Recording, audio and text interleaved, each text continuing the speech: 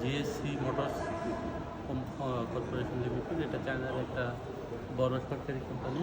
এর একটা brand new car ES9 এই মডেলটার গাড়ি, এবং এটা টোটালি ইলেকট্রিসিটির মাধ্যমে চলে। আপনারা দেখছেন যদি দেখেন এই ইলেকট্রিসিটি ড্যাশবোর্ড এবং গাড়ি খুবই চমৎকার।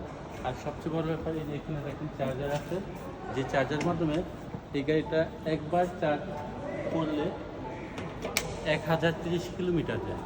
এই গাড়িটা একবার চার্জ করলে 1030 কিলোমিটার চলতে পারে, এবং এই গাড়িটার দাম বাংলাদেশি টাকায় 33 লাখ টাকার মতো। এটা কিন্তু হাইব্রিড গাড়ি, এবং এই গাড়ি আরও বেশ কিছু জিনিস আছে যে আপনি যদি বসেন যে সিটটা এটা অটো অ্যাডজাস্ট হয়ে যাবে আপনার সাথে, এবং যে ড্যাশবোর্ডগুলো আছে চমৎকার, বোর্ড এবং অন্যান্য জিনিস এক্সিলেন্ট, এবং তাদের যে সার্ভিস ওয়ারেন্টি বা স্পেয়ার পার্টস সব কিছু নিশ্চয়তা দেয়।